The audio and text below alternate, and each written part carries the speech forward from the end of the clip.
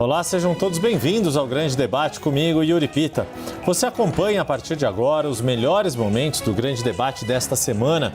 Na edição especial, contamos com os comentaristas José Eduardo Cardoso, Caio Coppola e convidados. O relator da reforma no Código Eleitoral, o senador Marcelo Castro, do MDB, apresentou 3 sugestões de PECs para propor o fim da reeleição e a ampliação para 5 anos nos mandatos para presidente, governador e prefeito. A ideia é medir a posição dos senadores nas próximas semanas e ver qual modelo encontraria maior consenso entre os parlamentares. Nas redes sociais, a presidente nacional do PT, deputada Gleisi Hoffmann, criticou a iniciativa para acabar com o mecanismo. Ela escreveu, abre aspas, de novo a conversa sobre fim da reeleição para presidente? Qual o sentido disso? Será pelo motivo de que o PT venceu todas que disputou? É positivo o Senado debater reforma eleitoral, mas se é para mudar as regras eleitorais, por que não começar pelo voto em lista partidária nas eleições legislativas? Fecha aspas. Vamos ao nosso debate, começando com o Caio Coppola. O fim da reeleição seria uma medida positiva para o país? Olá, Yuri. Olá, doutor Zé Eduardo. Saudações à nossa audiência. Bom, tem uma máxima frequentemente atribuída à ex-premier britânica Margaret Thatcher que ilustra com primor a natureza passageira da autoridade política em um regime democrático. A democracia não é um sistema feito para garantir que os melhores sejam eleitos, mas para impedir que os piores fiquem no poder para sempre. O principal meio de controle para que esses piores, esses maus, não se perpetuem indefinidamente no poder, óbvio, é o sufrágio, o processo eleitoral. Contudo, atualmente no Brasil, aqueles que detêm o poder, eles se beneficiam de regras e de privilégios que desequilibram as eleições, comprometendo assim a isonomia, a igualdade de condições na disputa eleitoral. Candidatos à reeleição se valem da máquina pública para ampliar gastos, para distribuir cargos, para aumentar vencimentos, para subsidiar serviços e por aí vai. Não à toa, nas últimas eleições, agora em 2022, dos 20 governadores candidatos à reeleição, 18 foram reeleitos. Ou seja, o índice de reeleitos atingiu 90%. No Congresso também as estatísticas ficam muito favoráveis aos candidatos à reeleição. 38% dos senadores e 61% dos deputados federais em 2022 são parlamentares reeleitos.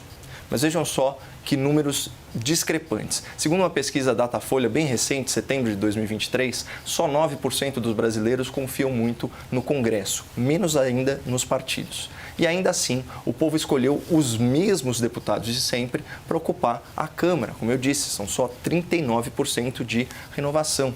Então, o que os números estão gritando aqui? Se a população não se sente representada, mas mesmo assim a reeleição é a regra, então a vontade do eleitor está sendo manipulada, né, por normas que violam a isonomia do processo eleitoral. Eu listei aqui, a meu ver, as 3 principais vantagens materiais, as principais vantagens que um deputado candidato à reeleição tem em relação a um candidato novato. Então, em primeiro lugar, 42 milhões de reais em emendas parlamentares individuais por ano para irrigar o seu reduto eleitoral, favorecendo aí prefeitos aliados. Segundo, cota para despesas no valor aproximado de R$40 mil mensais, além daquela verba de gabinete de R$118 mil por mês para contratar até 25 assessores, e grande parte deles é dedicada, a gente sabe, para mobilização, para comunicação e para marketing político. E terceiro, de acordo com um levantamento da Folha de São Paulo, isso com base aí em dados oficiais do TSE da eleição passada, em média, um candidato à reeleição recebe 7 vezes mais dinheiro público do fundo eleitoral do que o seu concorrente novato. Então está aqui a explicação para a nossa asfixia política que impede a renovação de quadros. Quem está no poder, fica no poder, porque tem aí à sua disposição verbas públicas multimilionárias para favorecer as suas bases e cabos eleitorais, montar grandes equipes, investir pesado em propaganda. É uma concorrência muito desleal e eu diria até antidemocrática, porque, como eu disse, desequilibra a eleição. E se hoje isso é feito com dinheiro público aí de forma legalizada, até pouco tempo, a fonte do esquema era corrupção. Na década passada, quando o PT subverteu a democracia para se perpetuar no poder, grande parte dos recursos expropriados das estatais era utilizada para financiar campanhas de autoridades já eleitas e, assim, manipular o eleitorado. Tanto que, em entrevista ao Jornal Nacional, o ministro Gilmar Mendes, do STF, afirmou que o Petrolão era, aspas, o plano perfeito para o PT se eternizar no poder e que o dinheiro desviado ou recebido pelo PT, aspas, seria suficiente para financiar eleições até 2038, fecha aspas. Ou seja, o Instituto da Reeleição, associado a verbas públicas milionárias, ilícitas ou lícitas, fere a isonomia eleitoral e prejudica a democracia. Mas aqui, só para fechar, eu registro uma ressalva muito importante. Ao contrário do que está em discussão no Congresso, o maior problema não é a reeleição única dos cargos do Executivo, né? Reeleição para prefeito, governador, presidente da República e tal. O maior problema é a reeleição contínua, que só é autorizada para cargos parlamentares. Então, vereadores, deputados estaduais, deputados federais, senadores podem se candidatar à reeleição sucessivamente. Tanto que na Câmara Federal, estava até comentando aqui com o Zé Eduardo, tem um deputado do Amazonas em seu 9º mandato. Algumas casas legislativas já registraram até o 10º mandato consecutivo. E assim, independentemente da qualidade desses parlamentares, a meu ver, essa concentração de poder é avessa às melhores práticas da democracia. Por isso, embora eu, pessoalmente, não seja contra a reeleição, eu sou contra a reeleição contínua. Minha pergunta agora a José Eduardo Cardoso: o fim da reeleição seria uma medida positiva para o país? Olá, Yuri. Olá, Caio. Eu tenho uma visão de muitos anos na linha da necessidade da reforma política do país. Eu acho que não é só a questão da reeleição que é um problema. Todo o sistema político brasileiro é anacrônico, suas bases estão sedimentadas na Constituição de 67, em muitos dos seus aspectos, não foi reformulada ou não foram reformuladas pela Constituição de 1988. Então, portanto, eu sou favorável, sim, à reforma política, à mudança do sistema eleitoral que gera corrupção, e em todas as situações nós temos visto ao longo do tempo os problemas que esse sistema gera. A sociedade brasileira ainda não se apercebeu disso, mas a reforma política é indispensável, a meu ver. Se me perguntasse qual o sistema que eu acho melhor ou menos ruim, porque não é um sistema perfeito, seria o voto distrital misto. Eu, por exemplo, defenderia isso como sistema igual tem a Alemanha. Poderia ter colocar uma série de posições aqui. Mas se nos concentrarmos especificamente na reeleição, eu sempre tive, e não tenho razões para mudar, a posição de ser contrário à reeleição. Sou contrário que as regras eleitorais mudem sem um lapso de tempo para que nós não tenhamos decisões casuísticas. Então, eu sou favorável a este governo? Então impeço a reeleição. Eu sou contra? E não é assim. Eu tenho que ter sempre em mente que, para evitar o casuísmo e se pensar no país, no futuro, mudança das regras eleitorais, sejam elas quais forem, existe um hiato justamente para que as pessoas se acostumem a essa realidade e as decisões não sejam tomadas casuisticamente, tendo em vista uma realidade de momento, mas pensando no que é melhor para o país e para a democracia no futuro. Reeleição, sempre fui contra. Me lembro de ter falado publicamente contra no momento em que o Fernando Henrique Cardoso conseguiu articular, digamos assim, uma mudança da Constituição para ser reeleito. Achei isto muito ruim. Sempre fui favorável a que os mandatos fossem maiores. Acho 4 anos muito pouco. Quem já participou de governo sabe que você começa a definir situações e a apreender realidades para gerir a máquina administrativa depois de uns 2 anos. Então você tem um 3º ano efetivamente para implementar políticas e o 4º já é eleição. Eu estenderia para 5 ou 6 anos sem reeleição. Isto para cargos do Executivo, dando-se um tempo para que isto seja colocado. No que se refere ao Legislativo, eu também sou favorável a um limite de eleições. Eu próprio me autolimitei. Eu nunca tive mais que 2 mandatos nos postos que ocupei. Inclusive, tive 2 mandatos de deputado federal e resolvi não disputar mais eleições. Por quê? Eu acho que algumas das questões que o Caio colocou são corretas. Há um desequilíbrio, sim, no processo eleitoral. Nós temos que dar chance a novas lideranças surgirem. E 2 mandatos de 4 anos, por exemplo, seriam absolutamente razoáveis. E acho que isso implicaria numa oxigenação política. Então, em síntese, defendo a reforma política, desde que ela seja feita sempre com um hiato de preservação para evitar o casuísmo e que propostas sejam transformadas no embate político imediato. Defendo esta reforma política e que, no que concerne ao mandato do Executivo, acho que, respeitado o hiato, o ideal seria não ter reeleição, com uma ampliação do mandato para 5 ou 6 anos, a discutir-se o que é melhor, e no Legislativo limitar-se a 2 mandatos. Acho que isso traria uma grande oxigenação, uma renovação na política brasileira. Mas só isso não adianta. Há muita coisa a mexer no sistema político brasileiro. Muita coisa. Essa maneira com que nós temos esse sistema político com limitações e distorções no número de deputados que, a meu ver, qualificam situações antidemocráticas, a forma com que são definidos os votos, em que eu tenho milhares de candidatos e eu não tenho uma relação de debate mais próxima, local, com partidos ou com cidadãos que são candidatos, isso é muito ruim, isso é muito perverso. E infelizmente, nós não temos esta possibilidade de discussão permanente e aguda na sociedade brasileira. O que nós fazemos? Quando eu tenho uma situação de corrupção, eu acuso o adversário, eu demonizo o adversário, e depois o outro assume e acontece a mesma coisa. Por que isso acontece? Porque o problema está na causa determinada pelo sistema político brasileiro. Esta que é a questão. A corrupção, talvez ela sempre exista, mas não num grau tão elevado como nós temos no Brasil. O sistema político brasileiro tem que mudar. A reeleição é um dos seus aspectos. Uma outra questão que está colocada neste debate sobre o fim da reeleição no Congresso Nacional, e o próprio senador Marcelo Castro colocou, é de se buscar ou não uma coincidência de todas as eleições. Atualmente, há eleições municipais para prefeito e vereador num ano e 2 anos depois, eleições gerais para presidente, governador, 1 ou 2 vagas de senador, deputado federal e deputado estadual.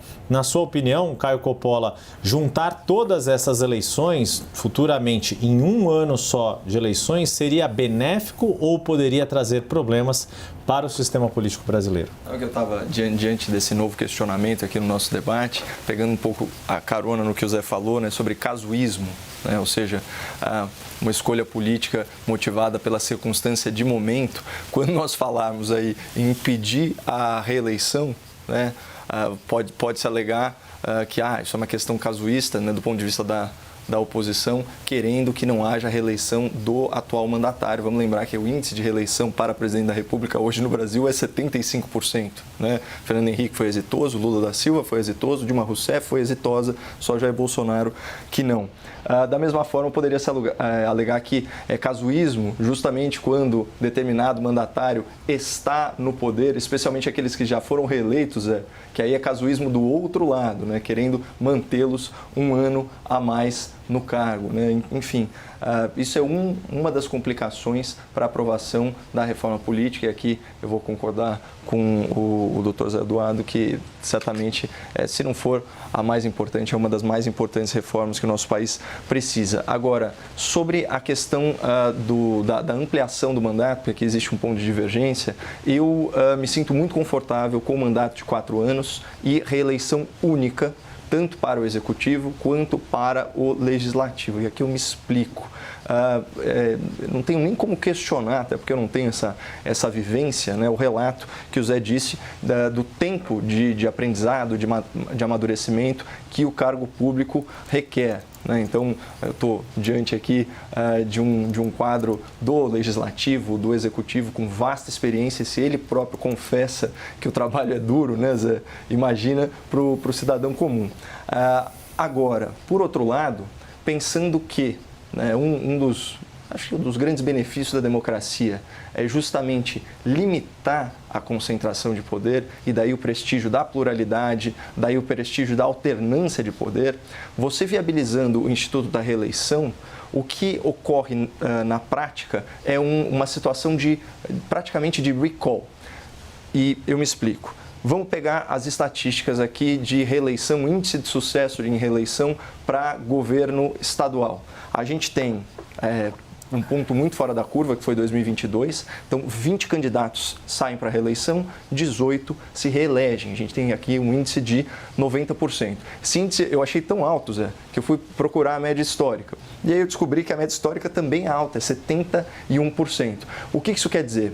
Que a reeleição, nesse caso, ela pode funcionar como um recall, uma reavaliação do eleitor em relação àquele mandatário. Então, eu prefiro um mandato menor, para poupar a sociedade, por assim dizer, de uma autoridade política que não o representa ou que governou mal, falando em bom português, e isso vale também para o presidente da República, né? Se a gente teve aí uma situação de 4 tentativas de reeleição, 3 foram exitosas, também a gente pode aplicar esse mesmo raciocínio. Então, eu acho que eu discordo totalmente do que está sendo discutido no Congresso Nacional. Eu sou favorável a que haja reeleição, uma reeleição única, consecutiva para o cargo,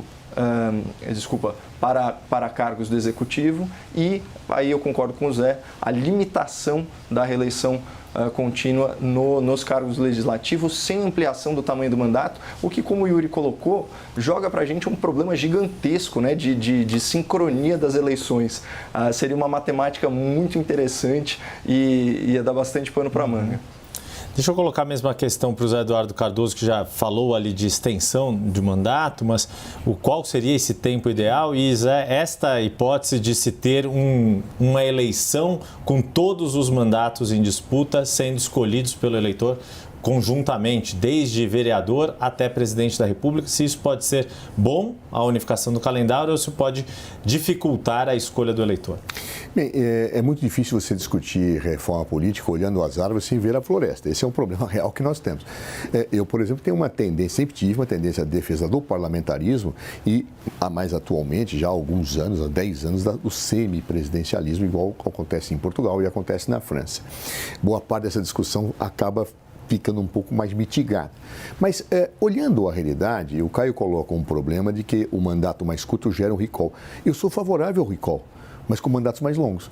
Ou seja, é perfeitamente possível que eu crie sistemas da população destituir governantes, inclusive parlamentares, exercendo o mecanismo do recall, sem que eu abrevie, através de eleições, isso.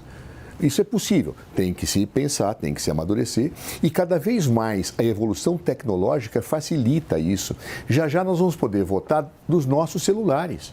Então, eu posso ter sistemas de consultas populares mais amplas, temáticas, ao mesmo tempo que eu posso fazer dentro de certas condições que não tirem a estabilidade sistêmica e transformem uma luta política permanente à sociedade, o recall. Eu acho que isto é um avanço da democracia. É aquilo que alguns estudiosos chamam de democracia radicalizada, que eu sou um defensor. Então, portanto, eu acho que há que se combinar em qualquer sistema político a mais ampla democracia, a estabilidade estatal, governamental e democrática, com a possibilidade do povo rever situações que o desagradam. Claro que isso nem sempre agradará as pessoas que ocupam postos de comando à direita ou da esquerda. Uma das grandes verdades da história é que as pessoas que ocupam cargos de poder dificilmente votam para mudar as regras que as investiram no poder. Isso para todo mundo, não é da esquerda, direita, etc. Então nós temos que ter atenção para isso, para poder fazer uma discussão bastante aprofundada sobre reforma política. No que concerne a pergunta especificamente, Yuri, eu tenho dúvida, e não é aquela dúvida retórica, não, que eu falo, eu tenho dúvida para questionar. Não, eu tenho dúvida mesmo, se é boa uma eleição unificada ou não é. Por quê? Porque há prós e contras nas duas situações. O pró é, bom, se eu tenho 2 anos, eu vou ter uma manifestação permanente de atualização sistêmica e de expressão da vontade popular. Claro, só que se eu tenho um problema, eu estou permanentemente em eleição e tudo que você faz no exercício do poder é para eleger as pessoas que dão sustentação. Então, eu me elejo o presidente da República, eu tenho 1 ano de governo, 1 ano de não eleição, em termos, porque já naquele final de ano eu vou ter uma eleição para prefeito e eu preciso eleger prefeito para pensar na minha reeleição. Isso é um desastre. O Brasil está sempre em eleição. Isso impede pactos, impede convergências, aumenta a disputa eleitoral em momentos que não precisava ter. Então, se eu tivesse que optar, eu falo que eu tenho dúvida, porque eu acho que a eleição a cada 2 anos, ela é boa num aspecto, mas se eu tivesse que optar, eu faria uma eleição nacional unificada, para ter essa experiência histórica que já houve no passado, em relação à estabilidade governamental, que é tão importante, independentemente de quem seja o vencedor do pleito. O governo desistiu da forma, mas não da ideia, de reonerar de forma gradual a folha de pagamento de 17 setores da economia. pandemia. Com esse recuo, o tema volta ao Congresso como um projeto de lei em regime de urgência constitucional. Agora, os governistas têm um objetivo bem definido: emplacar algum tipo de volta gradual da cobrança de tributos desses setores antes de terminar o ano de 2027. Se essa tese vingar, já seria considerada pela equipe econômica uma vitória do governo. O ministro da Fazenda, Fernando Haddad, pretende participar diretamente das negociações no Congresso. Outra decisão que afeta a arrecadação da União e impacta o ajuste fiscal é a PEC que amplia a isenção tributária a igrejas e templos religiosos. A bancada governista na Câmara deve ser orientada a votar a favor da proposta. Nesse caso, o cálculo político falou mais alto. O governo sabe que a PEC já tem 308 votos necessários para aprovação, mesmo sem a adesão da base mais fiel ao presidente Lula. Por isso, não faria sentido comprar mais uma briga com os líderes religiosos por uma batalha que já é dada como perdida. Vamos começar o debate entre Caio Coppola e Vitor Marques. Caio, o governo Lula, pelo que a gente percebe dessas e de várias outras pautas, está refém das prioridades do Congresso? Muito bem-vindo. Olá, Yuri. Olá, doutor Vitor. Saudações à nossa audiência. Bom, antes de mais nada, é importante a gente contextualizar essa derrota para o governo Lula, que na verdade é uma vitória para a economia brasileira. Manchete da CNN Brasil de janeiro deste ano. O governo fecha 2023 com um déficit de 230 bilhões, o segundo pior da história, diz Tesouro Nacional. Segundo a matéria aqui, a despesa total, no primeiro ano do governo Lula aumentou 239 bilhões, 12,5% a mais em comparação com 2022, que foi o último ano do governo anterior, em que houve inclusive superávit. Bom, qual que é o problema de nós termos um governo tão inchado, tão ineficiente e tão perdulário? Alguém tem que pagar essa conta. E a solução, a brilhante solução encontrada por Lula da Silva e Fernando Haddad foi aumentar impostos. Se a vontade do governo petista se concretizasse, 17 setores da economia que empregam aí milhões de trabalhadores sofreriam um aumento bilionário na sua carga tributária, o que certamente resultaria em demissões para corte de custos e aumento de preço para nós consumidores. Afinal de contas, produtos e serviços ficam mais caros quando o governo fica mais ganancioso. Contudo, nesse caso específico da MP da reoneração, a sociedade civil organizada e grandes interesses econômicos se mobilizaram e pressionaram o Congresso para frear a sanha arrecadatória de Lula, Haddad e companhia, que, como eu disse, foi uma derrota para o governo e uma vitória para o Brasil. O Brasil, que é um país, aí sim, refém dos seus impostos, cuja economia anda com freio de mão puxado pelo fisco. Olha só, 1/3 do PIB nacional é formado por impostos e, segundo o IBPT, um brasileiro trabalha, em média, 127 dias por ano só para pagar imposto. São quase 5 meses trabalhando para o governo. Mas vamos extrapolar um pouco a questão em debate. Será que o Lula da Silva é refém do Congresso? Pensando aí de uma forma mais ampla. Bom, o dicionário Oxford define refém como aquele que está contra a sua vontade em poder de outra pessoa. Ou seja, o refém é uma vítima. E o Lula está longe de ser uma vítima do toma lá da cá que tanto empodera o nosso Congresso. O Lula é, na verdade, um cúmplice desse balcão de negócios, como eu pretendo demonstrar. O PT, para começo de conversa, é o grande arquiteto do chamado presidencialismo de cooptação, que é aquele controverso método de obter apoio parlamentar por meio da distribuição arbitrária de verbas e cargos. Já na sua primeira década no poder, o PT subverteu a democracia com o famigerado mensalão, que era a compra de votos de congressistas com dinheiro fruto de corrupção. Descoberto esse esquema, na década seguinte, o governo do Partido dos Trabalhadores sofisticou a sua operação. Agora, o superfaturamento de contratos públicos em estatais servia para financiar campanhas e assim influenciar o resultado das eleições, o escândalo que todos conhecem como Petrolão. né? Então, há uma nova década se inicia, o PT volta ao poder, ou volta à cena do crime, nas palavras do Geraldo Alckmin, mas agora a moeda de troca está legalizada. É o próprio orçamento público com as tais emendas parlamentares. Então, matéria da CNN Brasil agora, dezembro de 2023. Governo Lula mais que dobrou empenho de emendas parlamentares na comparação com o último ano de Bolsonaro. E uma manchete de ontem da Folha de São Paulo, vejam só, governo Lula ameaça tirar cargo e verba de deputados que assinaram impeachment de Lula. Então, é difícil afirmar quem é refém de quem e se há alguma vítima nessa história. Como eu disse, estão mais para cúmplices. Vamos agora ao advogado Vitor Marques. O governo Lula, na sua opinião, está refém das pautas e prioridades do Congresso?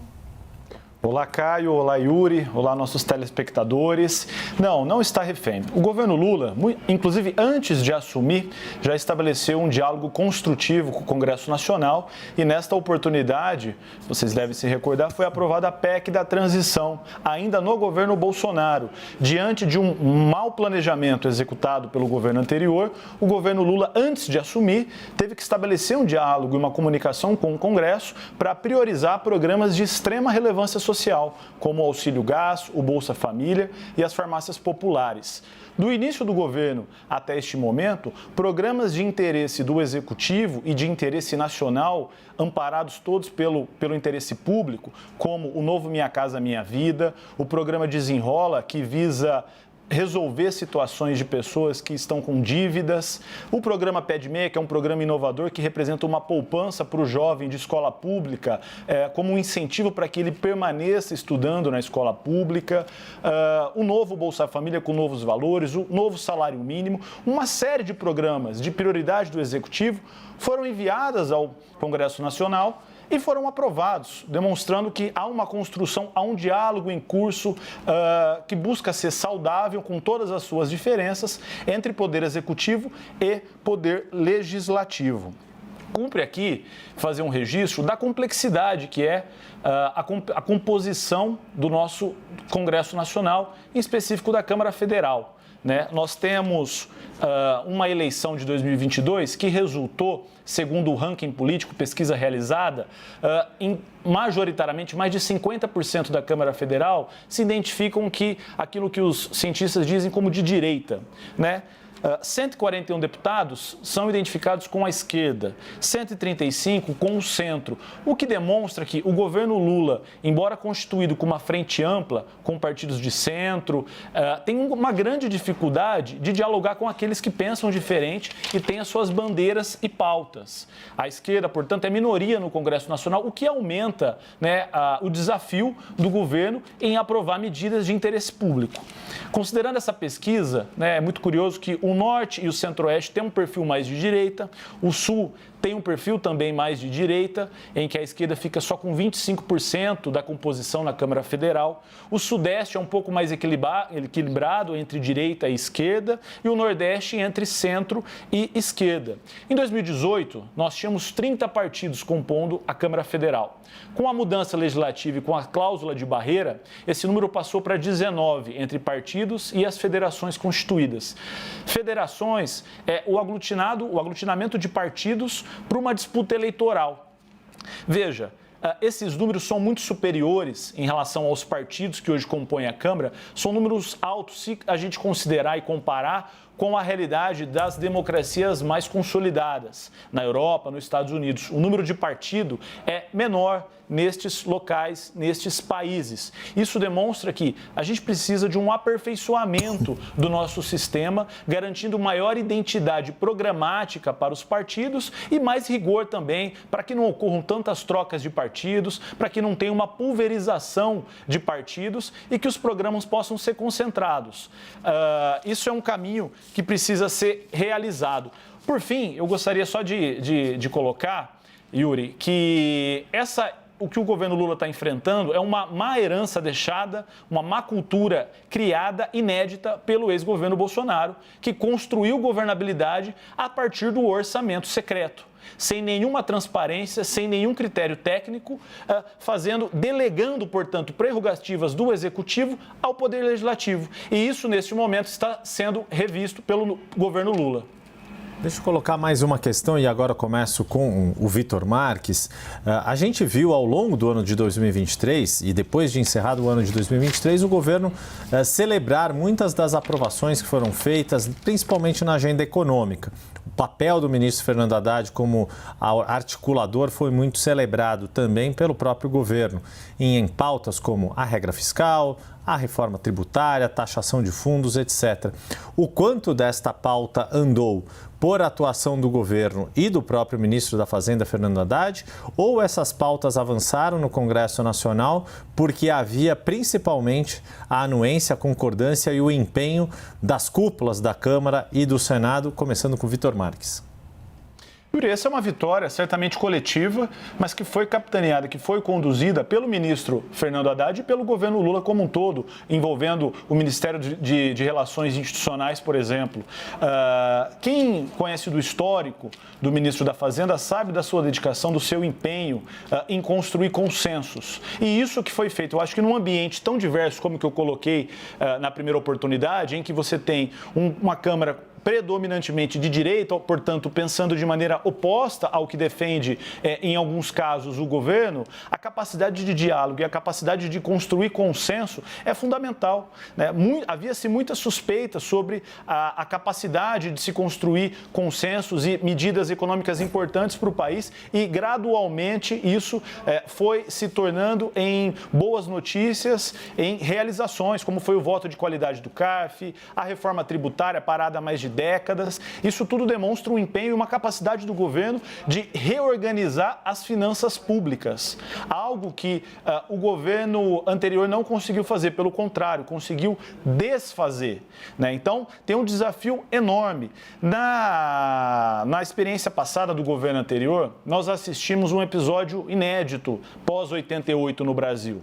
Nós tivemos uma vitória da extrema-direita, mas que não detinha maioria na Câmara e que, para se sustentar, gradualmente foi delegando as suas prerrogativas e construindo uma cultura de delegação. Então, nós tínhamos um governo que tinha uma agenda neoliberal no âmbito econômico, um governo que tinha uma agenda conservadora nos costumes, mas que na condução política e orçamentária era completamente delegada para o legislativo, descumprindo ou não cumprindo as suas atribuições. Então, o que nós estamos assistindo agora, e no ano de 2023 isso veio, né, de maneira farta, foram várias medidas econômicas sendo aprovadas para reorganizar esse desarranjo institucional que aconteceu nos últimos 4 anos. Por fim, queria registrar que quando o ministro ministro Haddad coloca que vai participar ativamente disso, isso é muito saudável. As pessoas têm reconhecido isso, como foi na reforma tributária e na construção de diálogo para o país, para construir medidas que reorganizem as finanças públicas e coloquem o Brasil no eixo do desenvolvimento. Vamos agora à opinião de Caio Coppola. O quanto dessa agenda de aprovações de 2023, celebrada pelo governo e com participação do ministro Fernando Haddad, é fruto do poder de agenda do governo ou isso foi muito mais mérito do apoio e da ação das cúpulas da Câmara e do Senado para que pautas como a nova regra fiscal, a reforma tributária, entre outras, fossem aprovadas pelos deputados e senadores? Caio. Olha, em primeiro lugar, eu queria destacar que a construção do consenso em torno dessas agendas econômicas propostas pelo novo governo, elas todas orbitam a liberação de cargos e verbas no contexto do presidencialismo de cooptação. Então, há provas inequívocas nesse sentido, porque, por mais escandaloso que seja, a imprensa nacional noticia isso à luz do dia com a maior naturalidade. Inclusive, demandas, do presidente de uma das casas legislativas para acelerar ou frear determinadas pautas de interesse do governo, conforme né, a concessão de altos cargos públicos em bancos públicos, empresas estatais, a gente vê isso. O governo Lula ele salta de 23 ministérios para o quê? 37, 39 ministérios, equiparando aí com o recorde da Dilma Rousseff. E é assim que o governo Lula constrói consenso. É dessa maneira. E eu acho um absurdo, realmente, viu, doutor, falar em reorganização das finanças públicas quando você sai de um governo que teve superávit nas contas do governo federal acima de 50 bilhões de reais e a gente se depara com um déficit acima dos 200 bilhões de reais. Tudo bem, pode falar que teve alguns pagamentos extraordinários, mesmo que a gente desconte isso, o déficit orbita aí na casa dos 140 bilhões. Claro que existe uma desorganização. O tal do arcabouço fiscal que foi aprovado, ele previa, pelo menos, o equilíbrio das contas, até superávites que já estão sendo revisados. Por quê? Como eu disse, o governo é ineficiente, o governo é perdulário, gasta muito e gasta mal. Agora, é muito importante também, na questão das emendas parlamentares, falava-se lá do orçamento secreto. Em 2022, a rubrica que foi batizada pela imprensa como orçamento secreto, que era a emenda do relator, a RP9, ela gerou aí uma distribuição, um empenho melhor, de cerca de 11 bilhões. Esses restos, depois da decisão do STF, voltam para os ministérios do governo Lula e são repassados, mais da metade deles, ou seja, quase 6 bilhões. Olha aqui a manchete da Folha de São Paulo. Lula cria regra para empurrar ao Congresso suspeitas de corrupção com verba federal turbinada. Arranjo de Lula para dar dinheiro ao Congresso dribla STF ao simular emendas. E como eu já tinha lido, eu faço questão de ler de novo, o governo Lula mais que dobrou empenho de emendas parlamentares na comparação com o último ano do Bolsonaro. E vamos lembrar que Lula se referia a essas emendas como o maior escândalo de corrupção da história.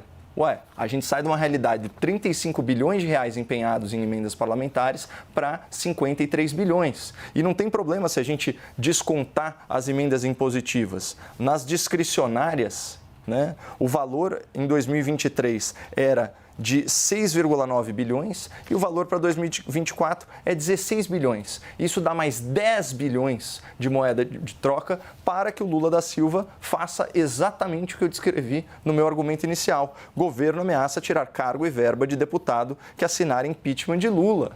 Isso não tem outro nome. Isso é o presidencialismo de cooptação. Agora de uma forma mais sofisticada ou legalizada, já que a origem do recurso não é ilícita, ela está prevista em lei, ela está prevista na lei do orçamento, diferentemente, como eu disse, do superfaturamento de contratos em estatais, que era o caso do Petrolão, e da corrupção pura e simples, que era o caso do mensalão. Agora, falar que foi o Bolsonaro que criou, todas essas rubricas orçamentárias foram criadas pelo Legislativo. Inclusive, a impositividade de algumas emendas, ela data de 2015, ou seja, anterior ao governo Bolsonaro. Então, eu acho que essa análise é imprecisa. O que a gente tem certeza absoluta é, se estava ruim no governo Bolsonaro, com orçamento secreto, vou usar essa nomenclatura, piorou muito agora. Inclusive com as emendas PIX, que chegaram a crescer 530% no governo Lula. O Grande Debate Especial faz uma pausa rápida, não saia daí.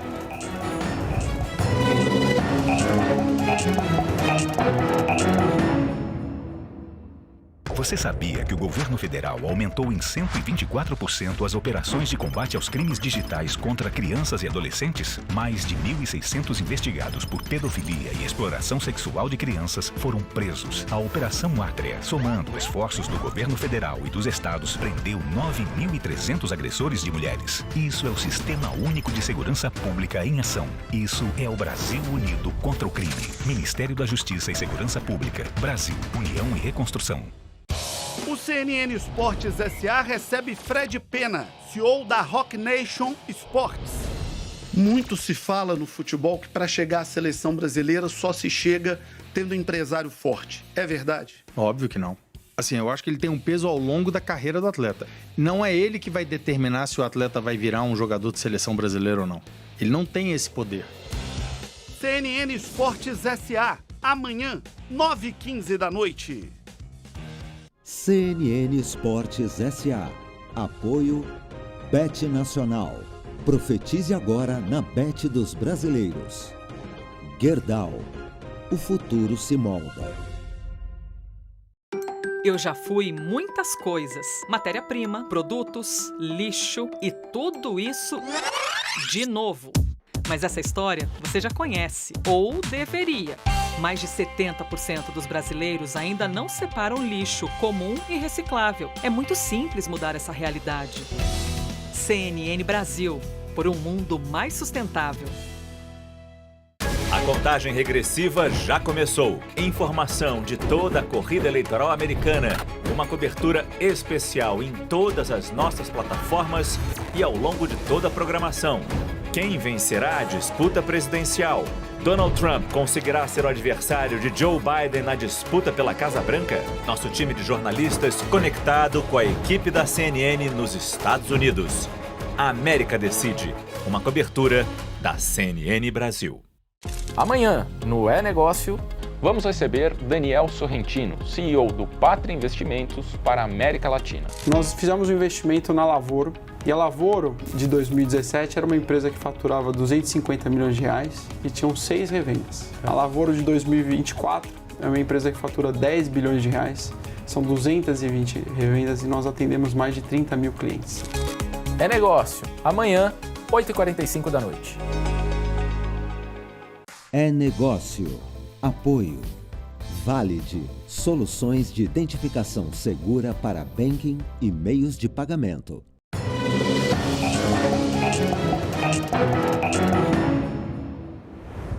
De volta com o grande debate especial. Organizações que atuam nos movimentos sociais e lideranças de partidos de esquerda preparam o que estão chamando de jornada de mobilizações em março para tentar dar uma resposta ao ato em defesa do ex-presidente Jair Bolsonaro realizado na Avenida Paulista. As frentes Brasil Popular e Povo Sem Medo, que reúnem organizações como o MST e a UNE, discutem estratégias para aumentar as mobilizações nas ruas. A ideia é fazer uma série de eventos a partir do dia 8 de março e encerrar a jornada com um ato no dia 24. Ainda não está definido se será convocada uma manifestação única na mesma Avenida Paulista ou atos em várias cidades pelo Brasil.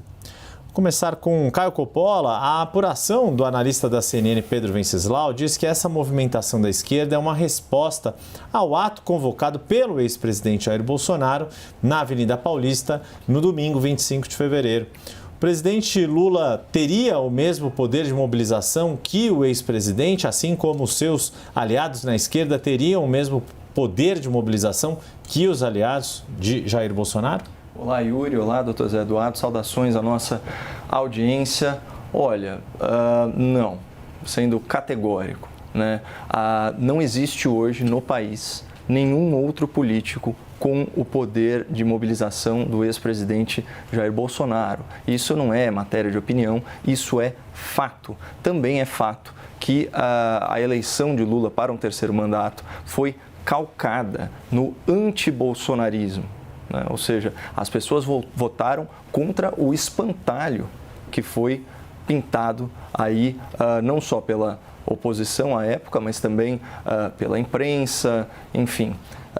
As razões são muitas, mas a verdade é que, assim, muitas pessoas deixaram de votar em Jair Bolsonaro e votaram meio que a contragosto em Lula da Silva, e isso se reflete na baixa popularidade do atual presidente em uma série de eventos presenciais e também em eventos virtuais. Você vê as lives, a capacidade de mobilização, ou seja, de interesse, de engajamento em torno de Lula é muito baixa.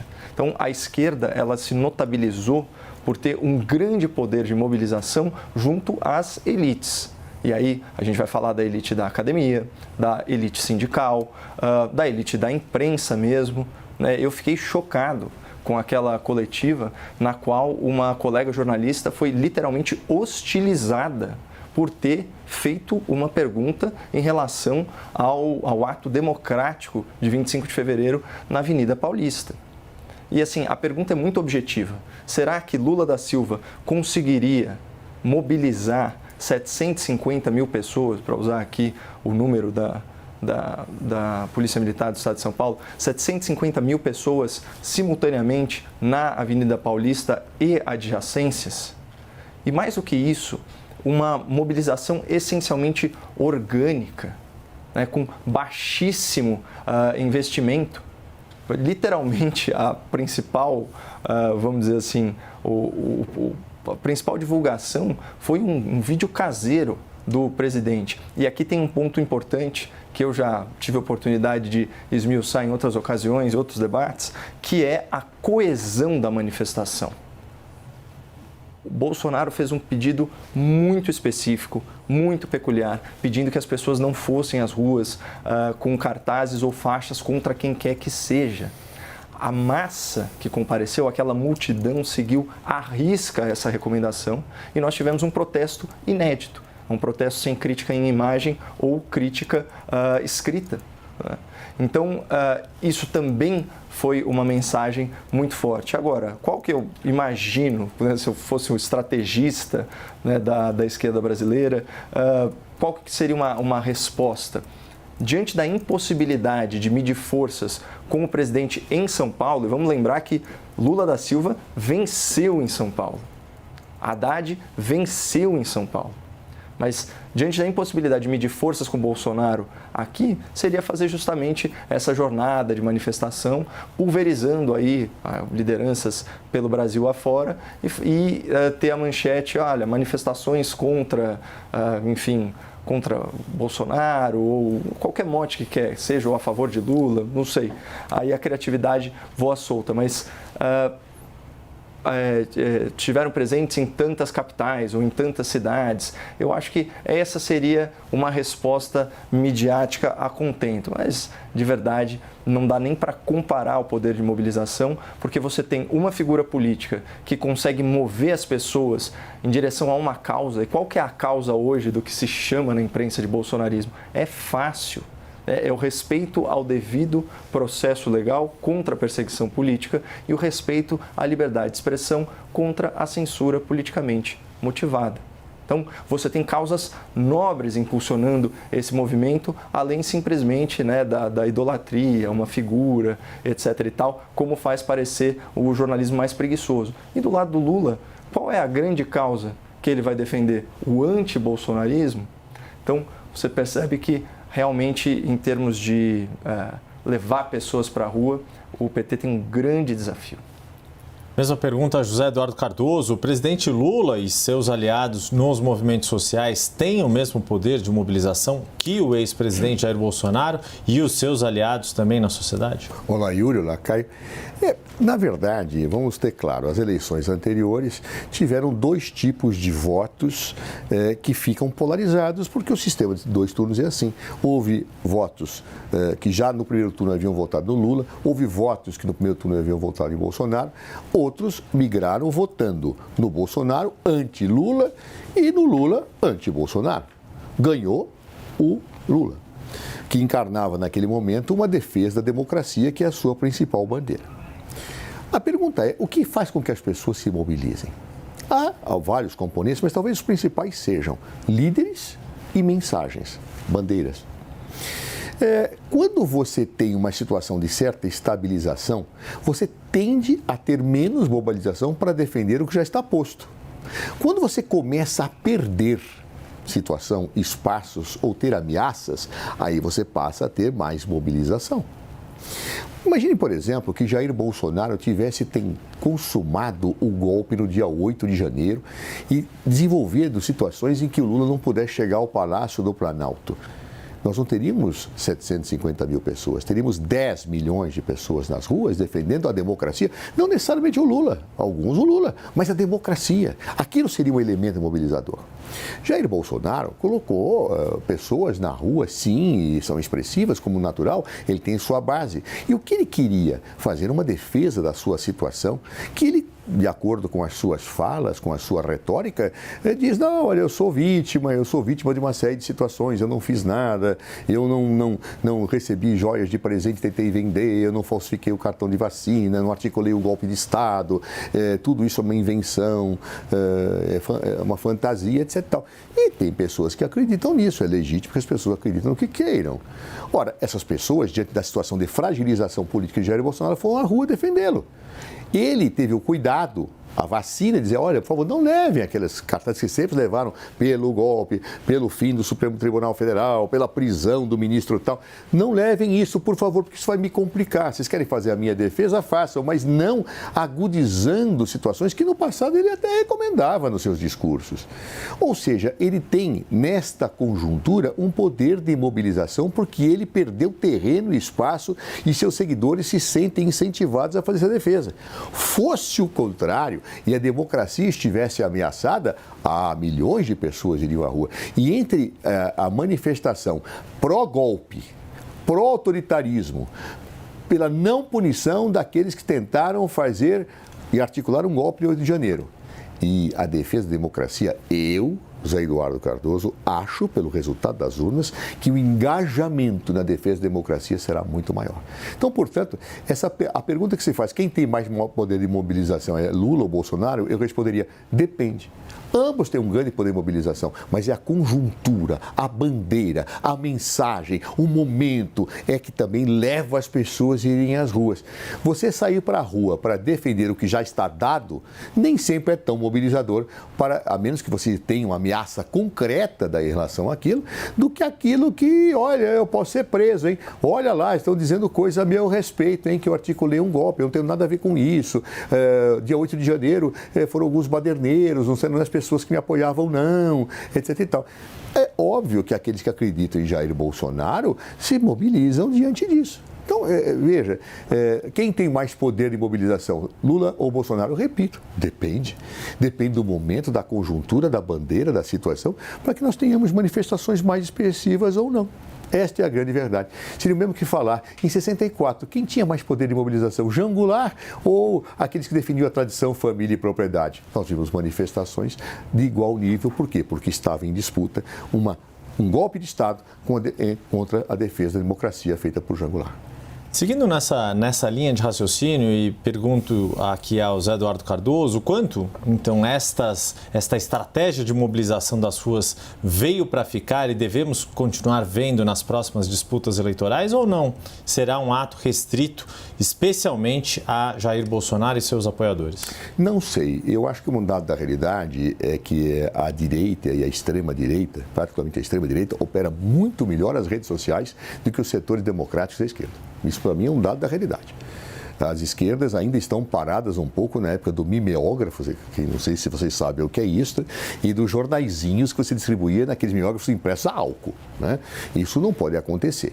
Ou seja, você tem que ter os meios modernos para se comunicar com as pessoas, mas sem fake news, sem intolerância, sem a afirmação do ódio nas redes, etc. Então, eu acho que a de esquerda, os democratas e até a centro-democracia precisa se modernizar, porque a extrema-direita ocupou esse espaço, não é só no Brasil, não. Ocupou em muitos lugares do mundo. Bem, isto posto, eu acho que as mobilizações, elas sempre ocorrerão, mas de acordo com a conjuntura. Você imaginar uma sociedade permanentemente mobilizada, fora de grandes momentos de tensão e de polarização, isso me parece algo impossível. Ou seja, a mobilização ela vai ocorrer exatamente como uma situação de erupção em certos momentos. A sociedade tende efetivamente a ter mais essa interação pela via dos meios de comunicação que estão dispostos nas mãos de todos os cidadãos. Então, portanto, essa é uma pergunta que tem que ser relativizada, contextualizada e refletida fora dos dogmatismos tradicionais que só podem nos levar a erros analíticos. Quero fazer a mesma pergunta a Caio Coppola, se esta estratégia de mobilização das ruas vai passar a ser uma rotina nas próximas disputas eleitorais ou é uma estratégia bastante típica e que na qual Jair Bolsonaro é o líder mais bem-sucedido até o momento? A mobilização depende, Yuri, como nós colocamos aqui, de engajamento. Tá? Então, aqui eu até cedo ao binômio que o Zé Eduardo colocou, que é liderança mais mensagem. A gente viu amplas manifestações de Jair Bolsonaro em contraposição a eventos fechados, em ambiente controlado, com plateias amistosas. Não, Bolsonaro ia para a rua mesmo, né? Fazia aquelas motociatas com milhares de veículos, enfim. O que eu acho importante colocar e contrapor aqui, fazendo uma comparação, porque o Zé tem uma certa razão, né, de que é muito mais fácil você mobilizar as massas diante de uma ameaça ou diante de um objetivo, mas vamos pegar então datas inertes, certo? Feriados do calendário nacional. A data principal para a esquerda brasileira, o Zé pode me corrigir se eu estiver equivocado, é o 1º de maio. Né? Por contas, a gente tem o PT, né, no poder, o Partido dos Trabalhadores, né, é o que está no título, e você tem um líder sindical, que foi presidente do Brasil, está no seu 3º mandato. Em 2022, Lula da Silva fez um evento em 1º de maio, que contava inclusive com uma grande expoente da música baiana. Era um evento gratuito, né, ali na praça em frente ao Pacaembu. E que você tem a foto aérea, se tiverem 2 ou 3 mil pessoas é muita coisa, tinha mais bandeira do que gente. Um evento, inclusive, que teve gasto de dinheiro público, foi super polêmico, mas o ponto é o seguinte, você juntando uma estrela da música, né, e o principal representante da esquerda no Brasil, você não juntou 3 mil pessoas num feriado. Né, vai saber, talvez estivessem até servindo alimentos e bebidas de graça. Né? Enfim, em comparação, quando você tem o 7 de setembro, né, aí dessa vez mobilizado pelo ex-presidente da República e seu círculo próximo de apoiadores, você tinha manifestações com centenas de milhares de pessoas. E ao contrário do que o Zé colocou, o poder de mobilização do Bolsonaro já se verificou desde 2019. Zé, você não lembra daquelas grandes manifestações pela reforma da Previdência? Olha a maturidade política, né, do povo brasileiro. Foi às ruas por entender, né, que nós estávamos num momento com uma necessidade de ajuste fiscal, né, inclusive de preservação das próximas gerações e do caixa do governo. Então, o povo foi às ruas pedir uma reforma da Previdência, uma reforma muito combatida pela esquerda brasileira. Lotou, literalmente milhões de pessoas, foi em várias cidades, foi muito grande. Depois você teve, como eu já disse, obviamente 2020 a pandemia, não houve manifestação, mas 2021 e 2022 houve manifestação. Portanto, esse é o modus operandi normal do ex-presidente da República, e a sua capacidade de mobilização está sendo colocada à prova ano após ano, e ele permanece muito forte, a ponto de conseguir que 750 mil pessoas, de forma coesa, né, exercessem a sua autocensura para denunciar a censura, para denunciar um estado de coisas no qual centenas de milhares de pessoas não se sentem seguras, né, a criticar autoridades do judiciário. Então, de novo, aqui você tem o binômio que o Zé colocou. Você tem a liderança, mas você tem uma mensagem muito forte, nesse caso, inclusive, uma mensagem de metalinguagem, né? A autocensura denunciando a censura. O grande debate termina aqui. Nós lembramos que as opiniões que foram emitidas pelos comentaristas não refletem necessariamente a posição da CNN. Até a próxima.